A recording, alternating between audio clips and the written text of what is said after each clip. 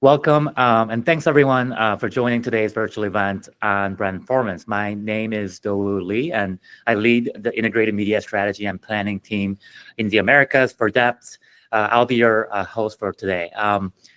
So we know this is a topic that we know is top of mind for many of you, whether it be because you're simply wanting to hear more about what brands are going through today as far as Brandformance goes, or you're needing to think about securing budget for your next fiscal with your leadership team, or because you haven't had any mind space to even think about which initial steps you can take to start talking about brand and performance together in the same sentence. So whatever your reason may be, our purpose for today is to really shed light on real life challenges and questions that brands and clients are coming to us with every day, and what approach and solutions they are leaning into to drive sustained growth beyond the short term, and start becoming more comfortable with Brandformance. And also importantly, we believe because there's no one size fits all solution and each brand is unique, we really hope that you walk away from today's event and the content serves as a fodder for future dialogue with your own stakeholders or with any of us at DEPT and Google who are here to listen first and foremost. So with that, I'd like to introduce our speakers for today. So you'll be hearing from Aprajita Jain, the Chief Brand and Creative Marketing Evangelist at Google, who is no stranger to speaking to brand and business leaders globally about really navigating the complexity of marketing and helping them overcome their challenges. And also joining me is my colleague from Netherlands, Nellika, who serves as a media director at DEPT in EMEA. So today's content will consist of 3 parts. First, we'll provide glimpses into what clients and brands that we work with and talk to have been sharing with us as far as challenges and they're facing and the questions that are really top of mind for marketers today.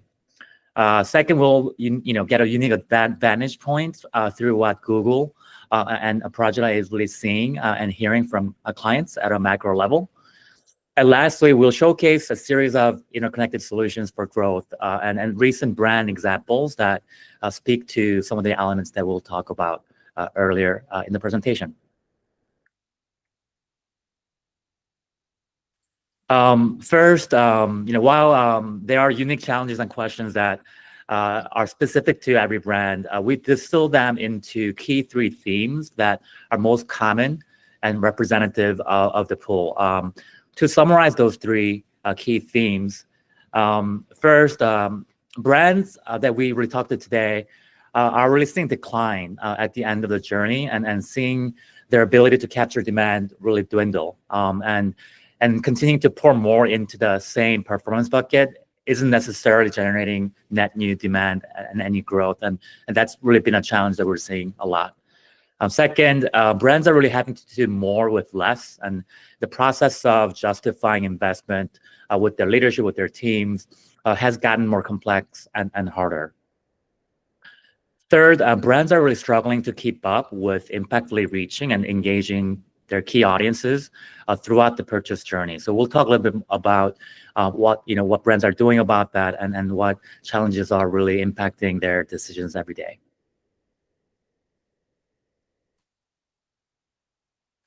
So around the first theme of performance alone not being enough, here's some ways that brands have been challenging us. A US-based consumer brand with both e-commerce and big box retail presence, they've been asking us how we can work together to protect their brand against competitors and set themselves up for success and capture new customers down the funnel. So this is really around generating net new demand with brand activity, where they were seeing declines and they're plateauing in terms of growth at the bottom of the funnel. So they've been coming to us with that challenge.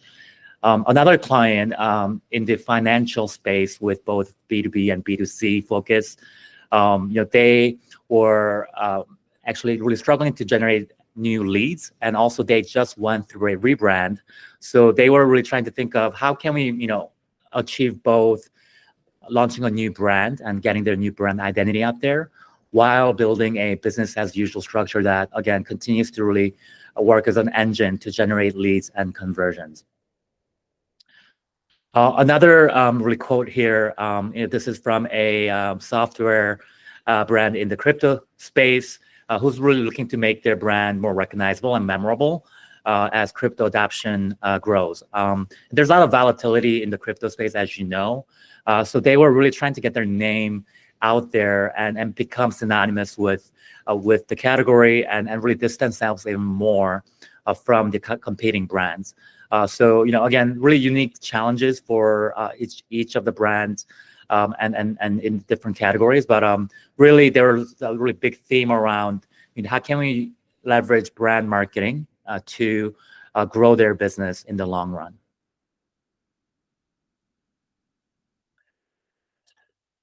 So from a planning and budget setting perspective and justifying investment, the second theme, again, really there's a lot of commonality in terms of the questions and challenges that brands are coming to us with. This the first one here is a quote from a mid-sized brand looking to scale their business, but they didn't really have more budget than what they had last year. So and this is something that we run into all the time with different clients. We still want to find additional opportunities to unlock volume and increase revenue while maintaining efficient return on ad spend. So this, obviously required us to really start thinking about testing and reallocating funds into new tactics to find pockets of growth. And this specific case, actually, we really actually experimented within Google Ads, where we're comparing and optimizing between Smart Shopping and Performance Max. And so this question is something that we get a lot from clients. The second one here is from a client that provides AI-powered content editing. And they were really looking to understand, does brand search drive incremental subscription over and above what organic search and other media channels are compensating for? So, it's really about understanding, do we spend more behind paid, or is there something that we should be doing more from an organic perspective, and what's the relationship there? And the last quote here, is around, right, really understanding that marketers today have to think about, justifying and rationalizing their spend with their CFO or their CEO, their leadership team. And so, they were really, battling with the idea of launching a big brand campaign, but really, thinking through how do we talk about this? How do we justify it with the CFO and what we're getting out of the campaign? So again, something that I think would be familiar to many of you today. The last, topic here, the theme around, brands really struggling to reach their audience in an impactful way and really being able to break through clutter. A North American-based tourism client that we work with, they're really asking us to think about, hey, how can we deliver integrated, innovative, and inspiring branding and creative media all together to make our brand sexier than ever before? So, I think this really goes into not just media, but into creative messaging, branding, website, overall brand experience. So that's something that we are hearing a lot from clients on. How do we connect those dots so that from a consumer perspective, all of it is coming through with the red thread?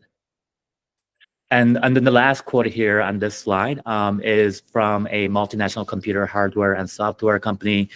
And this was really around, consumer experience. And the brand really wanted to engage the audience more than beyond just an ad, but to really let the consumers know, even through marketing and advertising, that the brand is here to help solve their issues and their needs. So I think this one was really unique in the sense that they're asking us to think beyond just paid media, even though that was our primary remit, to think about overall consumer experience. So that really pushed us to think outside into SEO, into content, into conversion optimization.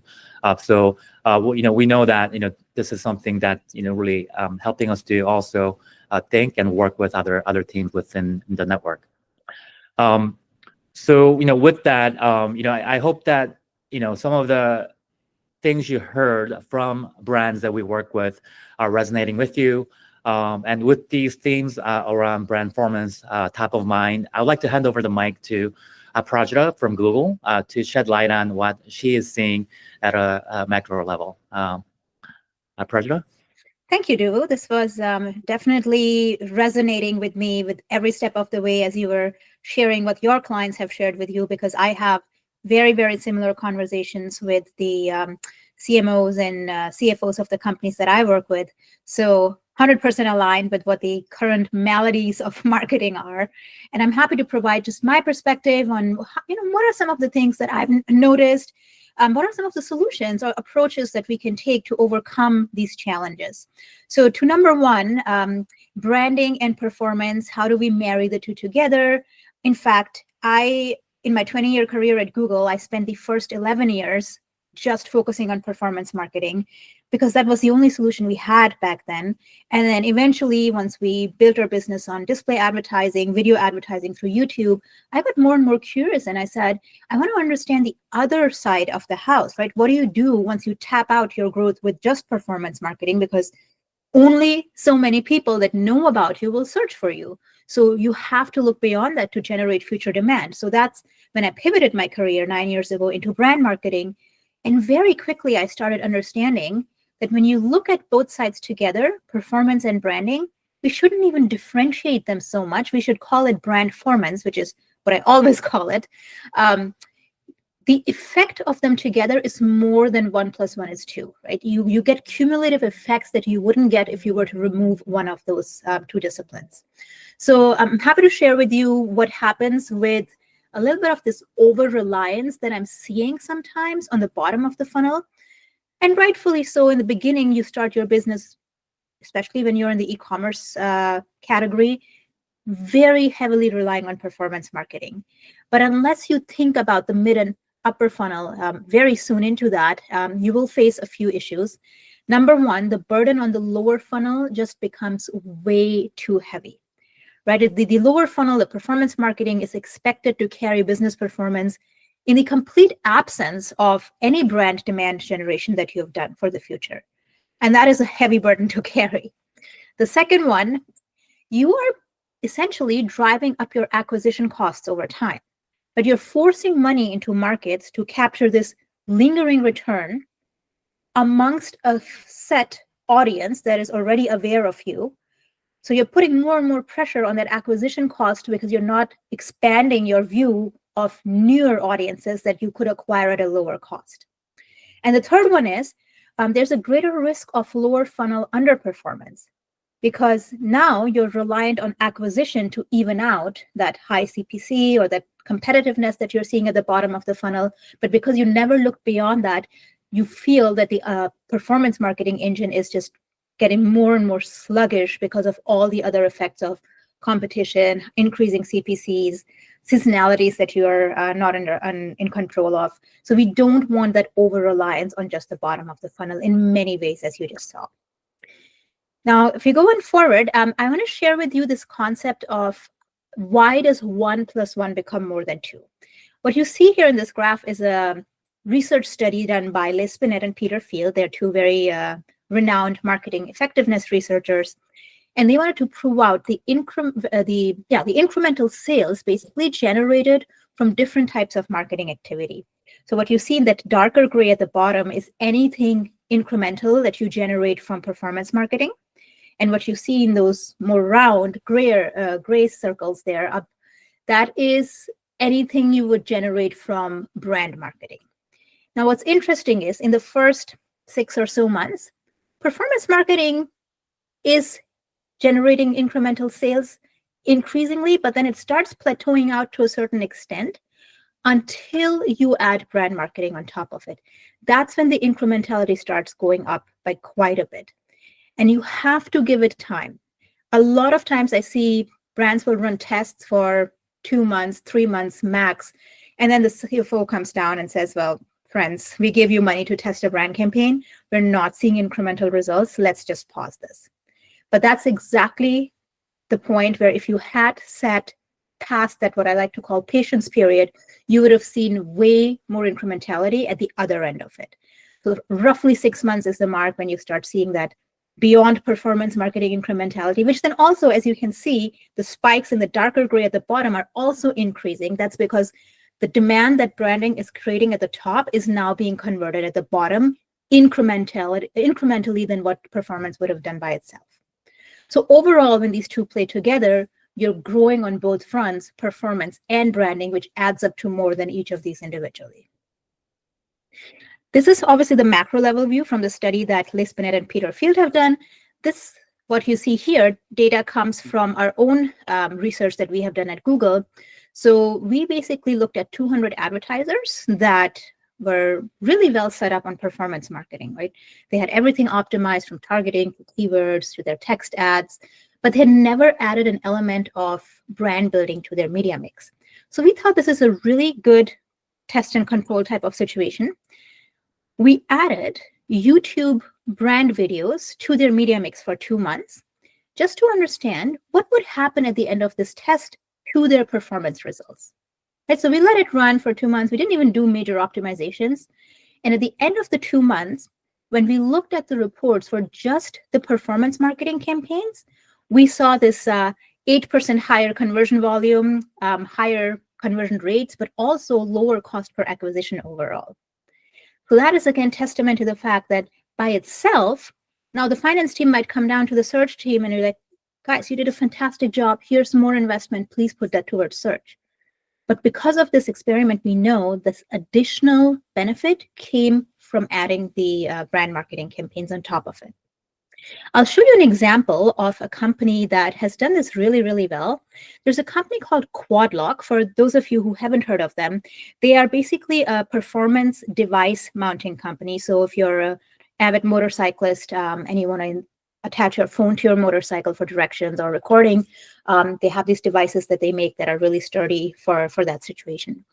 Their challenge was that they were, very social first, very bottom of the funnel. Everything that they did on performance marketing was very, very search-based.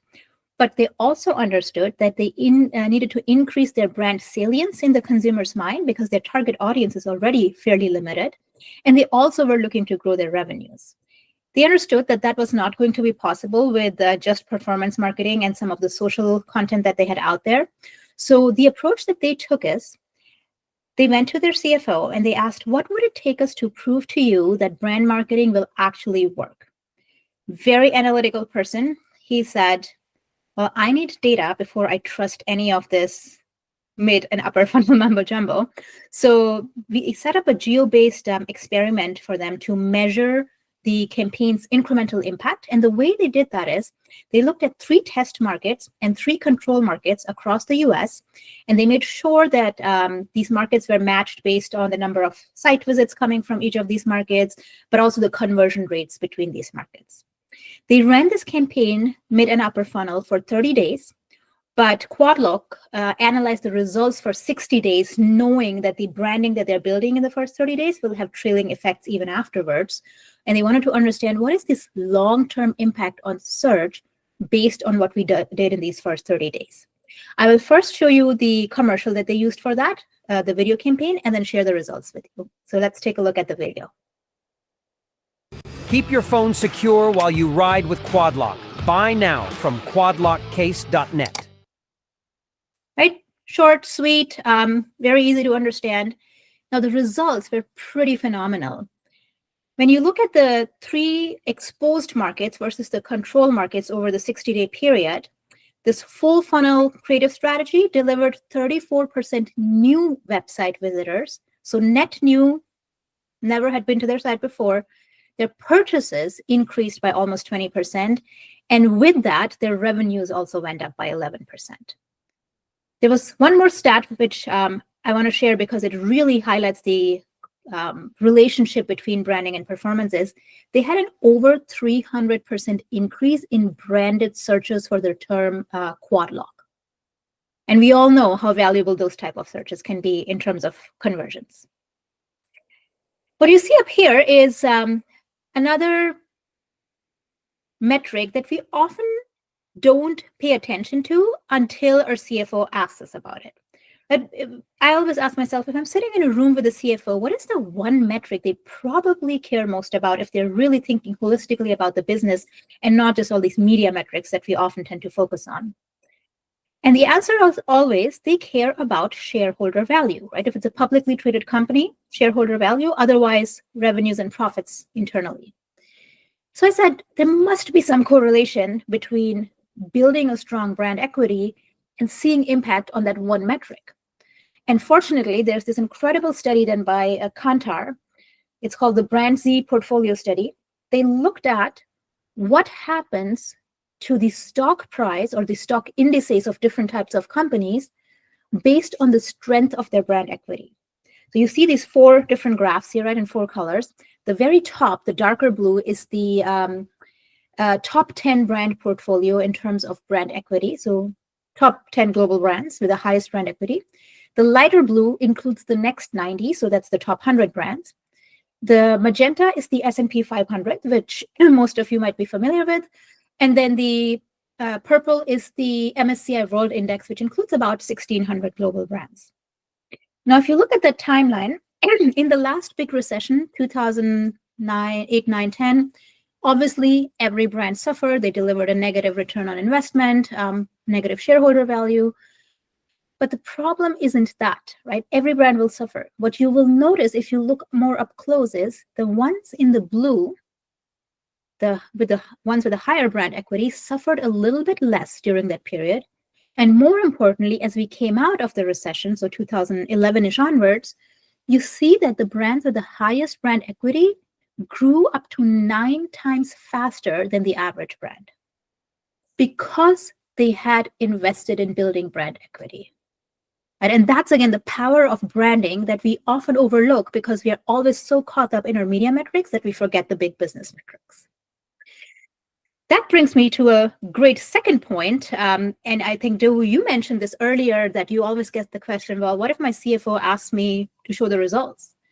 But first of all, when CEOs or CFOs and CMOs aren't focused on the same metrics, they aren't running the same finish line, right? That's the sentiment that I often get in these conversations I have on a daily basis, is that they're slightly talking 2 different things.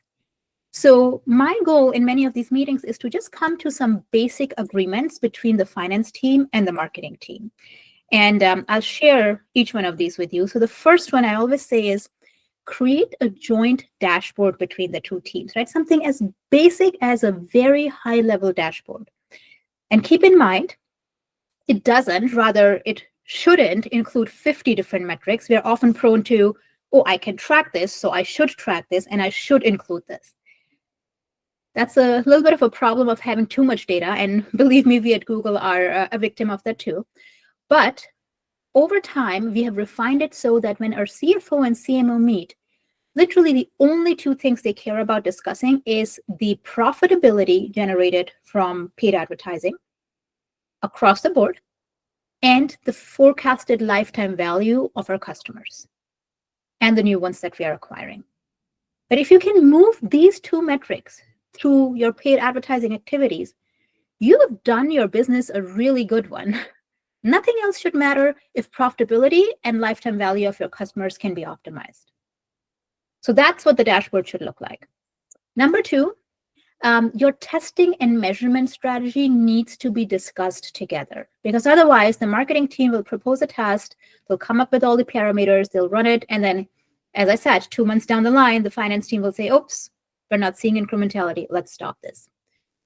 Now, you won't get it perfect right the first time.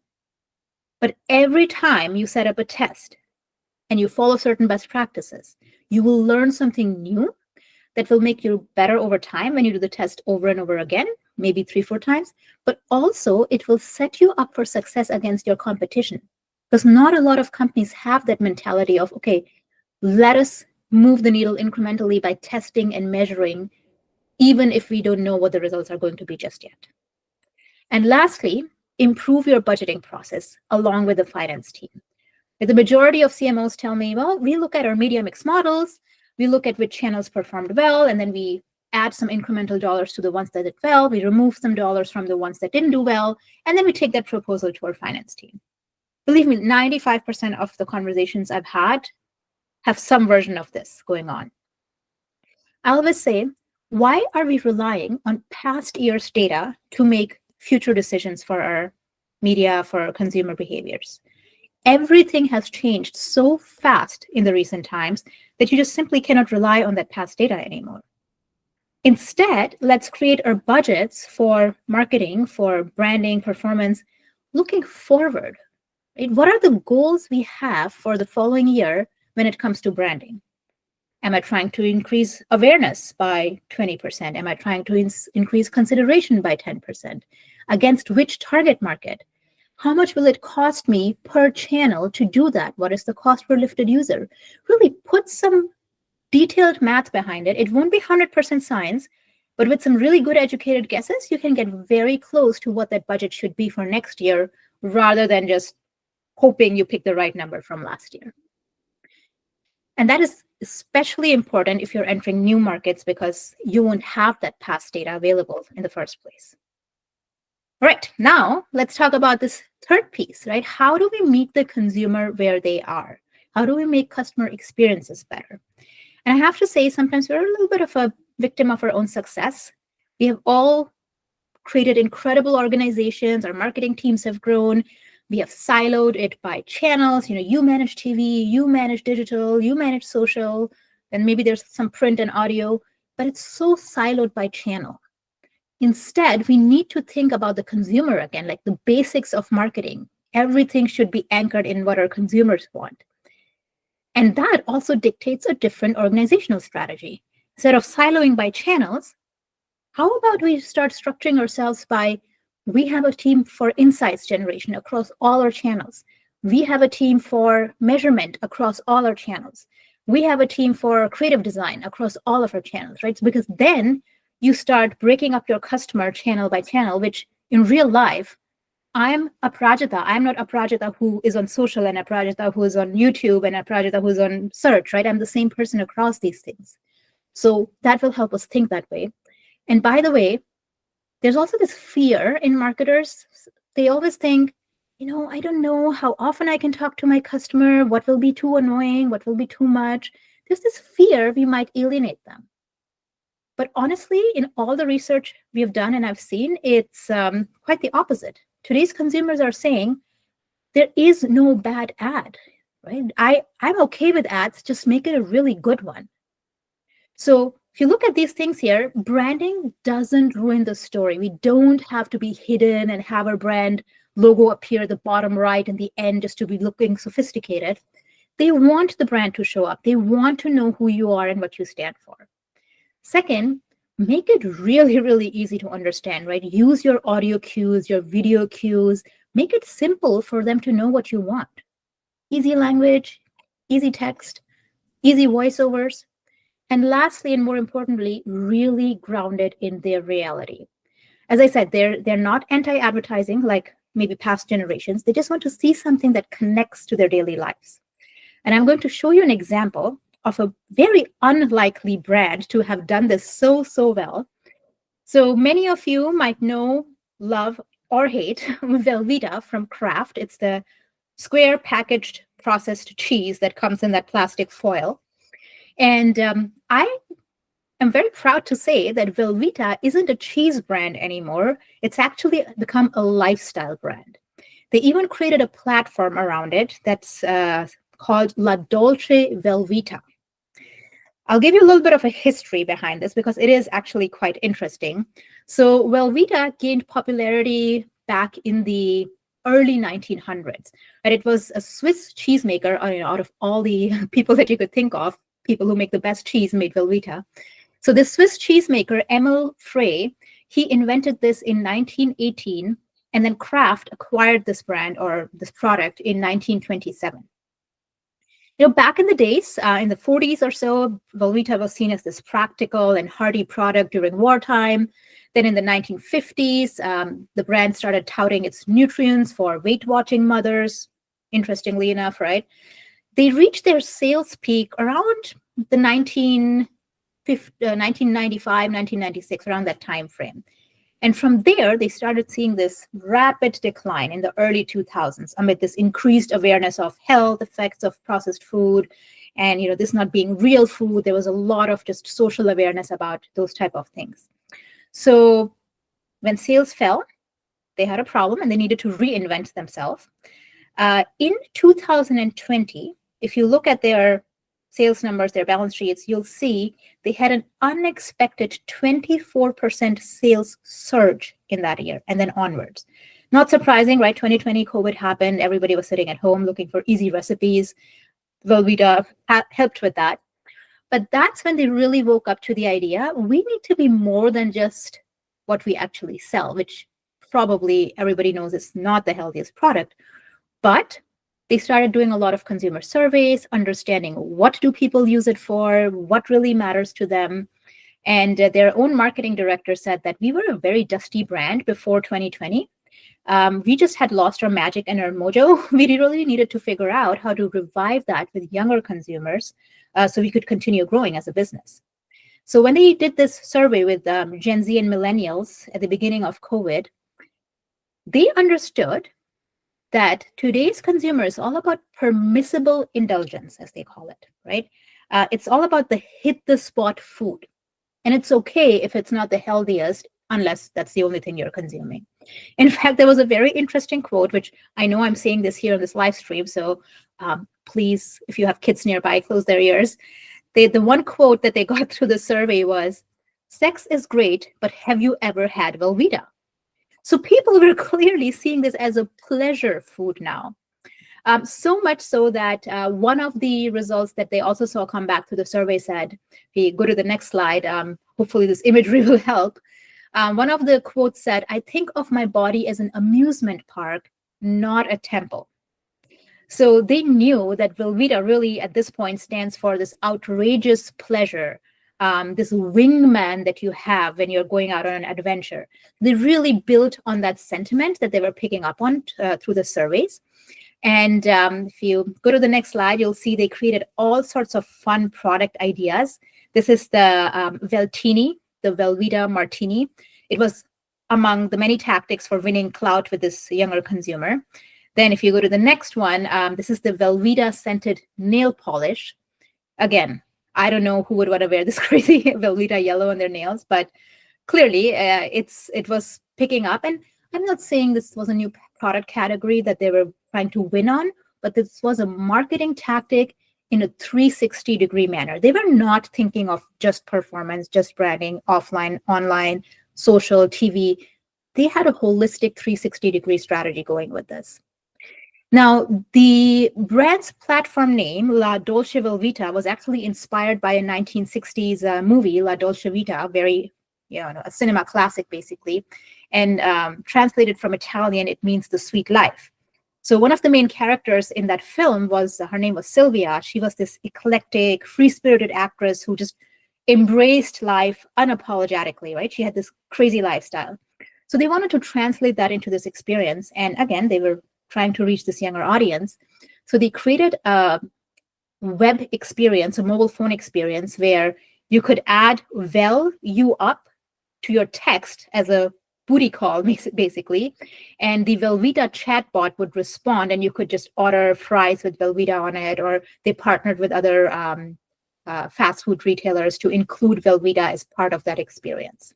Again, niche idea, but very, very cool, and really got this brand in the minds and conversations of this younger audience. I'm going to show you two pieces that they created for YouTube, again, based on this whole platform of La Dolce Velveeta. The first one is it's called the La Dolce Velveeta crowd. Basically, a woman standing there and giving everyone something to stare at, very bold, unapologetic. So let's play the first video.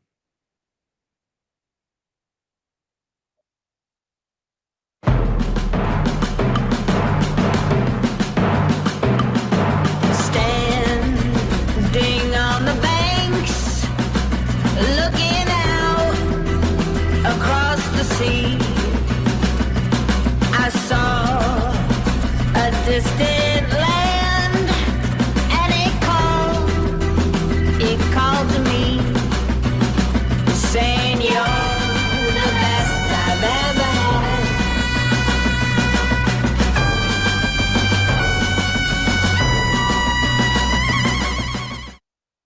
Right, pretty fun. It's a slightly longer video. It's not a 6 second, and yet you're engaged. You want to watch. It just draws you in. They did a series of that. They had about 6 or 7 different ones. I'm just going to show you one more on that same Dolce Velveeta. This is called the La Dolce Velveeta Queen.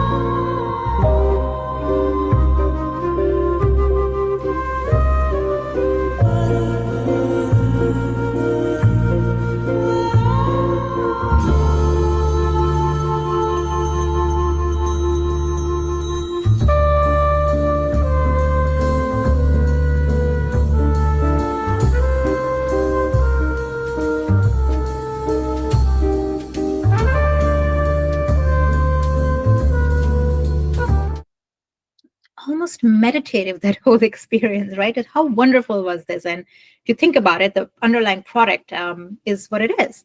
They didn't end there. Again, as I mentioned earlier, it was a 360-degree execution. So they went a step further and took this into the offline world by working with actress Julia Fox. They debuted her Velveeta-colored hair at an NCAA game. They basically created a hair dye that Fox wore, which was custom made to match the Velveeta-specific yellow shade. And then she was carrying a packet of Velveeta in her transparent clutch. That became quite the showstopper. They were tracking the earned media impressions based on that. And believe it or not, in the first week, they had 1 billion earned media impressions from just that stunt that they pulled off with Julia Fox at that game. So they also, even like if you go to the next slide, they actually, because it was such a media buzz, they actually ended up creating a product that you could buy. In fact, you can go to Amazon today, search for it. I think it's $7.99 if I'm not mistaken. But if you want to have that type of yellow hair, you can.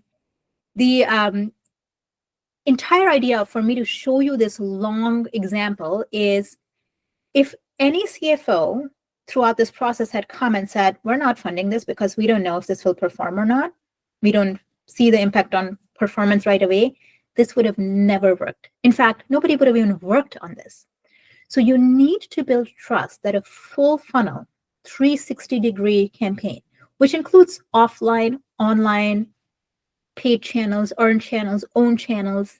In this case, they even went as far as creating these new products, which obviously not everybody has to do that, but this is just how far they went to prove that all of this combined will drive better results than if you look at these individual pieces by themselves.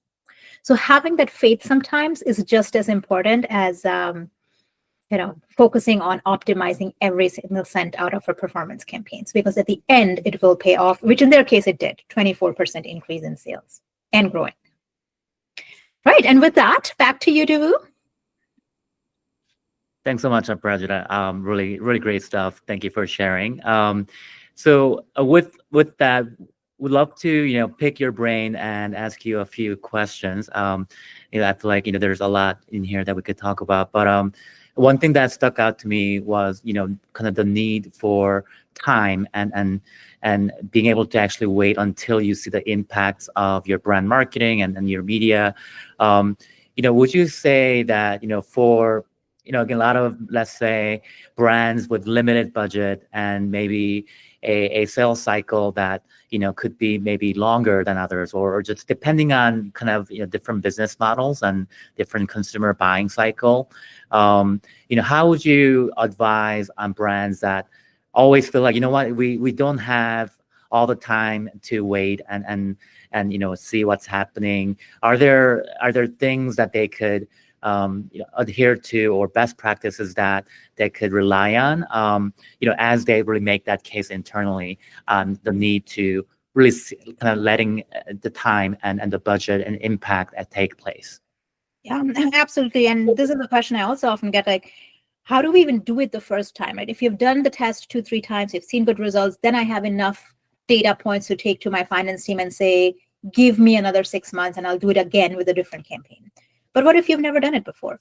So two things here. One, if the problem is budget, you don't have to do a nationwide test or something as big as what Velveeta did here. Pick a small region, right? Geo tests can be designed as small as you want, keeping in mind you want at least a minimum level of penetration. If you go in with $100, obviously you're setting yourself up for failure. But for that market, what is the maximum penetration you can generate with the budget you have? And then you shrink or grow that market accordingly. The second, if the issue is time and not necessarily money, then just look at different KPIs. They will not be your final KPI, which for most companies is sales and revenue. But you can have proxy KPIs that will give you a really good indication whether your test is going well or not. Things like cost per lifted user. Am I doing surveys that are increasing the sentiment about my brand? Am I seeing indications of increasing market share? So from another piece of research, we know market share reacts to share of impressions with a roughly 6 to 8 week lag. So it's much shorter that you will see your market share change based on how you're influencing your impression share. And that is, again, you don't have to wait 6 months for that. It's a much shorter period of time. So just look at some proxy metrics that would make sense for your company that are trackable, but that somebody would also believe in within the company. Awesome. And one last question for you. With some of these campaigns, I know you mentioned, right, whether it's a YouTube, adding YouTube to the mix, and for brands that maybe haven't run YouTube before, or even with the different tactics, how would you say the ability to really start to understand metrics like brand lift or awareness consideration? Would you say that ability for Google and different buying platforms within Google are able to measure those things? Like, how would you say that has evolved or changed over time? So I remember, doing, YouTube testing, the different two-cell tests and brand lift measurements. But we'd love to understand kind of how, you're seeing some of that change or evolve over time. I mean, I don't think we have lived in a better time when it comes to online video measurement. You can track down pretty much anything you want, from not just overall your video strategy, but one specific campaign, one specific creative within that campaign. So it's that granular. And yet, interestingly enough, I get all these CMOs that come and say, well, I love doing TV because the CPMs are low and it's just working for us.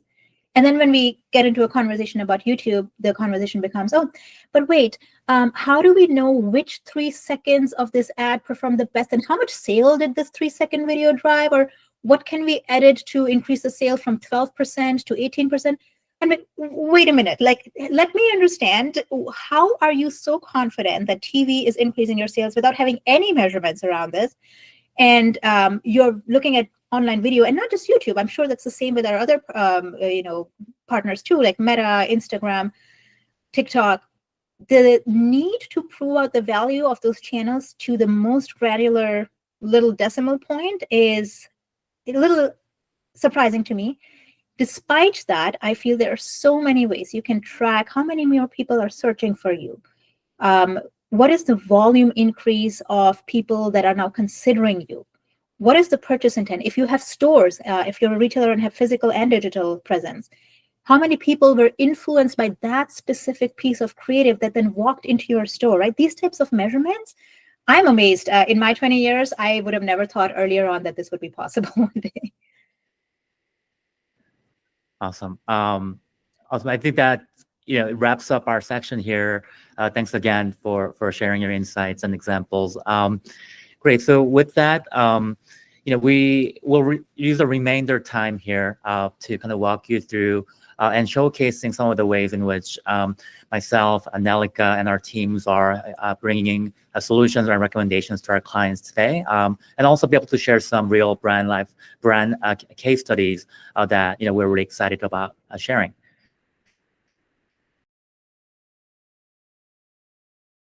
Having heard from Aprajita around some of the great examples that the power of brand really translating into performance and ultimately driving growth for these brands, we'll use the remainder of our time really showcasing some of the work, the tangible ways, some of the systems of thinking that our teams, Nelika speaking from EMEA side and me from stateside, that we bring to the clients on a daily basis.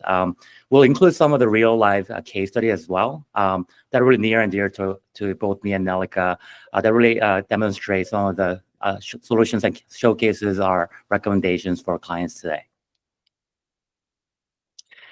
Earlier, we covered 3 key themes around common challenges that brands are grappling with today. Seeing declines at the bottom of the funnel and performance really stagnating, clients having to prove out every dollar and being pushed to generate more outcomes with less resources and struggling to create impact with audiences in fragmented media landscape. So as a response to those challenges, we will speak to number 1, a Brandformance approach, essentially answering how a brand should plan and activate both brand and performance marketing to maximize desired outcomes. Number 2, we'll touch on some of the ways that brands can invest purposefully and make better data-driven decisions where investment can really help drive results in the next part of the funnel. And lastly, we'll highlight best practices around creating seamless brand experiences through other marketing levers such as creative, content, customer experience that are inevitably tied to media effectiveness. Great. Thanks, Dawu. So we'll kick it off with Brandformance approach. Because whether it's through brands or performance campaigns, in the end, our clients are mainly looking for making an impact on their business. And whether they're growth strategies, there are quite some different approaches. You can either look at growing your market share, stealing it from competitors, growing the category itself, or also entering a new market with a new brand or maybe with a new product. These different strategies are all very reliant on a really solid full funnel approach. And we have a couple of solutions on how we work on creating that full funnel approach. We know that to create sustainable business growth, brand and performance campaigns go hand in hand for short-term and long-term impact. But to really understand the impact of every activity that we do, we have different measurement methodologies that we can use for this. We have multiple attribution solutions ranging from media mix modeling to incrementality tests to really understand the contribution of each channel or activity. And to use that for the forecast, making sure it's aligned with these findings and also the objectives of the campaign, we use bidirectional media planning, looking at the media investment bottom up as well as top down, making sure we're doing the right thing for performance as well as for brands. To illustrate what Nelika just talked about, and this is one of my favorite and most recent case studies that is really hot off the press. So for those of you in the Bay Area, I'm hoping you've heard of your newest sports team in your vicinity, the Golden State Victories. So earlier this year, we worked with the Golden State Warrior organization to launch a Brandformance media campaign that would achieve 2 main objectives: to drive awareness of their newest professional women's basketball team coming to the WNBA in 2025, while acquiring season ticket deposits through their marketing channels. We know this is really important for them to really drum up their fan base and to really drive just the profitability as they launch a new team. So in response, DEPT developed a full funnel media plan that leveraged a variety of channels and campaign types. On social, we leaned into broad targeting within the Bay Area, allowing Meta and TikTok algorithms to maximize reach in the local community. We also leveraged a variety of creative formats, delivering ads across Advertising Plus, Advanced Plus placements from 15-second to 60-second storytelling videos. We also use a lot of different display and social ad units to really help drive education about their identity, the brand identity, brand logo, and colors as well. On search, we targeted a mixture of keywords from generic to brand tokens to league-specific terms and high-intent ticket keywords in order to drive website traffic and season ticket deposits. Lastly, we also had connected TV placements really being shown during live WNBA streams to really capture fans who are already tuned into the WNBA league and franchise. The results were really positive here, and we are still really excited to see the continued growth of the season ticket deposits and new site visitors to the website. They actually became the first team in women's sports history to surpass 18,000 season ticket deposits, which is a big achievement. And from a paid media campaign perspective, specifically, our campaigns were able to really drive 2,200 deposits, really contributing to the overall success. So really super stoked about this case study. The next theme here is really around investing purposefully. So we understand that a lot of the challenges and concerns that clients have today in a hyper-fragmented media planning and buying space, it's really daunting to figure out how much to invest, where, when, amongst whom, and how often to invest. And I know we also know that there are a ton of different buying platforms that you could access the same inventory. So there's almost too much a choice out there for marketers to choose from. So we know that these questions really keep a lot of our clients and also our teams really up at night, and we can fully empathize with marketers having to explain and justify every dollar that they have to invest to their senior leadership. So this really is all about intentionally planning and testing your media efforts that really garner actionable insights and learnings while maintaining as low risk as possible. And what we really propose to clients to help them invest in a performance accountable manner and do so purposefully and responsibly is a blend of exercises that, when done together and acted on together, it really provides high value and actionable insights. For the question of, am I investing enough or too much, in fact, in any given channel or channel mix, for that, we really work on identifying marginal return on spend for a given media channel or a mix or tactic by modeling the relationship between spend and conversions. So that's something that really helps brands think about budget setting and whether they have enough budget to achieve their objectives. For the question of really, do I have the right mix of channels that's yielding the most efficient return on investments? Incrementality test, really paired with forecasting, really helps us to think about what is the right level of budget in a specific mix of channels when you're employing more than one, right?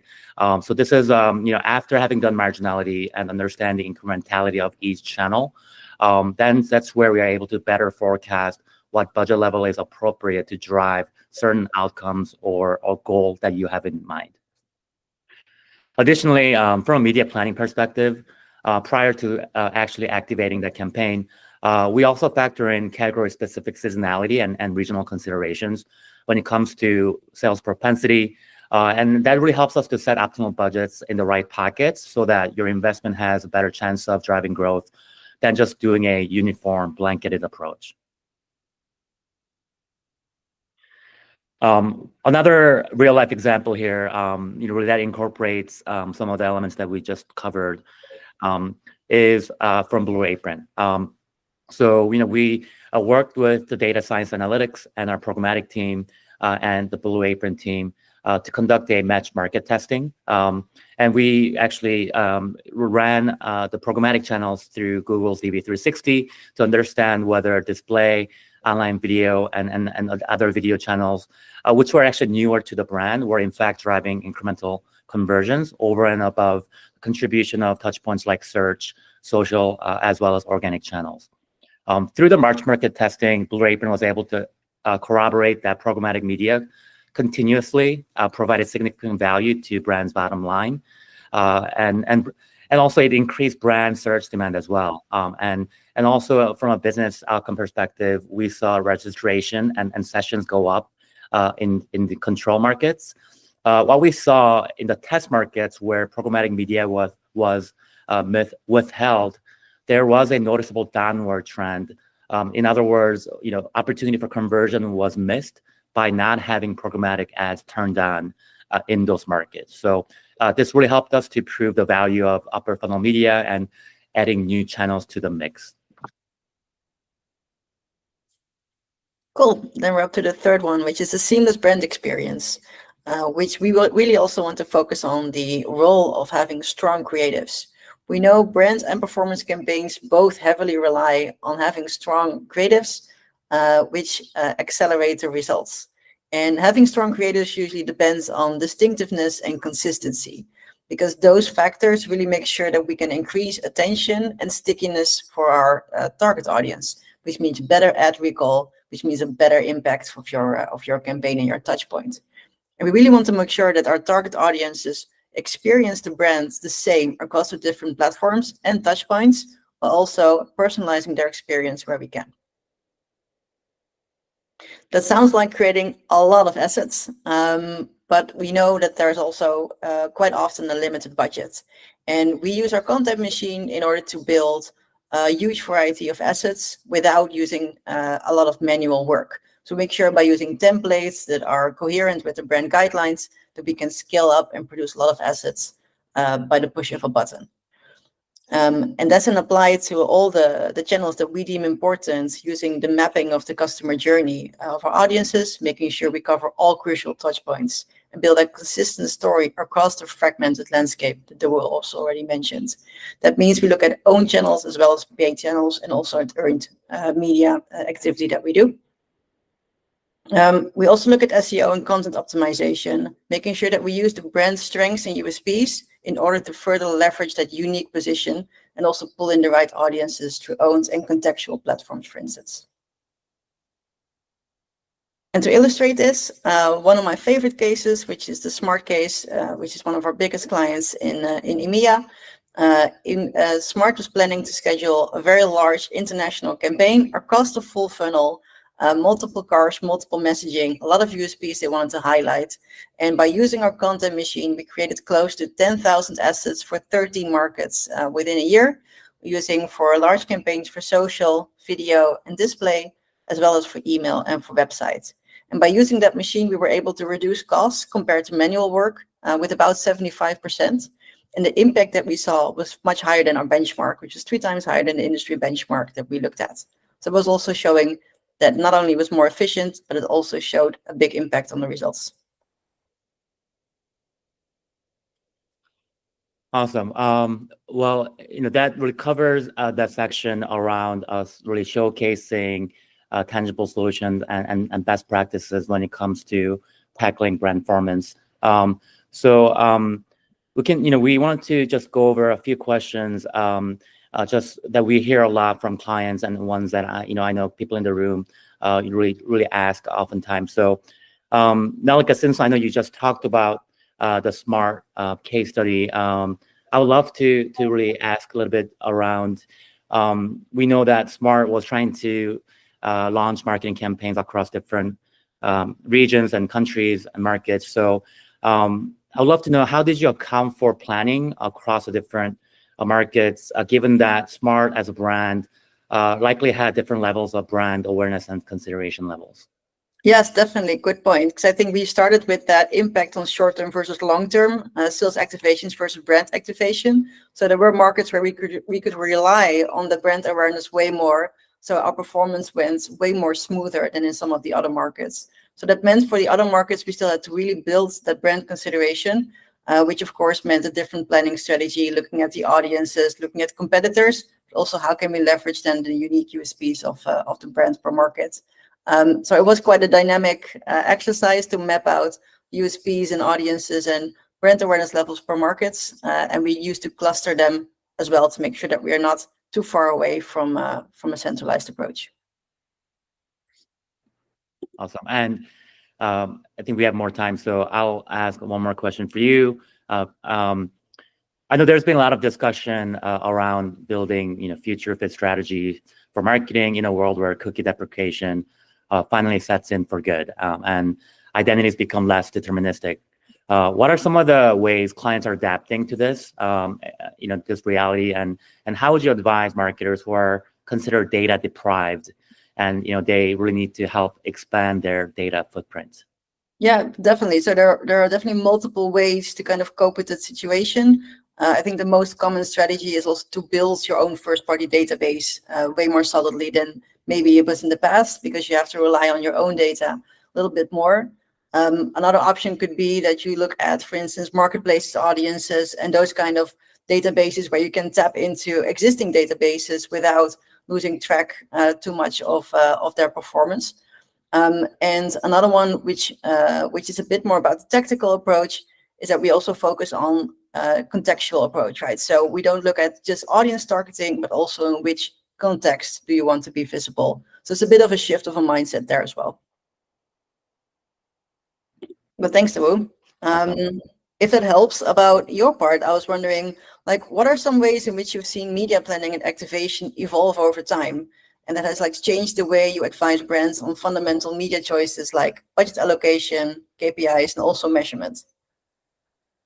Yeah, I think there were earlier years, for me personally as a media planner, when everything was looked at in terms of, GRPs and cost per reach and reach curves.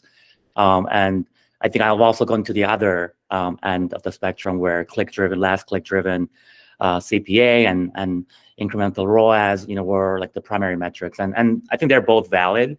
But I think after having kind of full circle now, I feel like now we're at a point where, those metrics are not mutually exclusive, and but they can be actually optimized and bidded upon at the same time in an additive way. So I think with the algorithms and machine learning, really making bidding choices, for a lot of our campaigns, and you can start to do that across multiple KPIs and multiple variables today.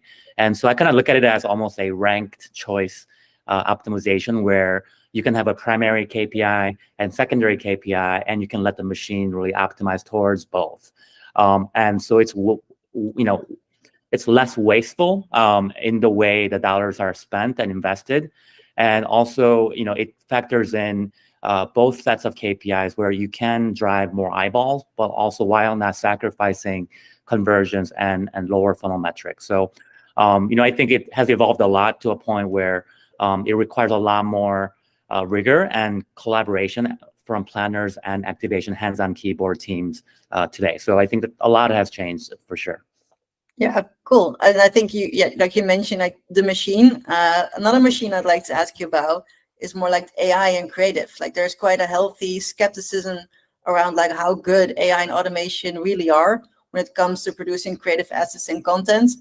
Are there any examples you've seen personally where like leveraging either worked out really well, or maybe some where they didn't work well?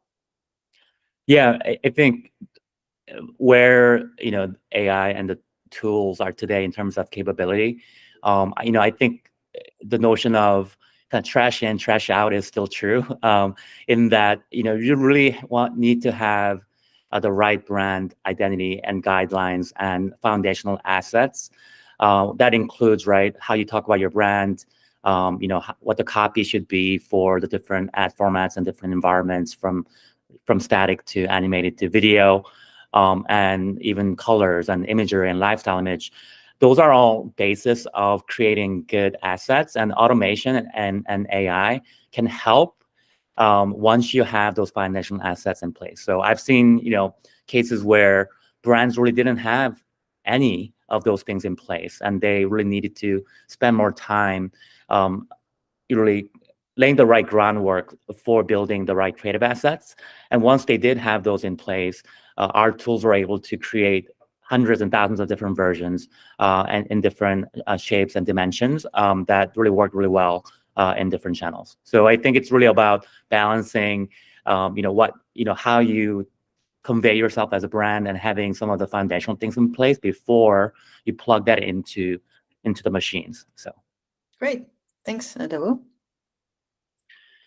I think we'll wrap up the Q&A here, just to wrap up and close here. And so, I really want to thank everyone for joining today's virtual event and sticking around with us to the end here, and hearing from both Google and our team.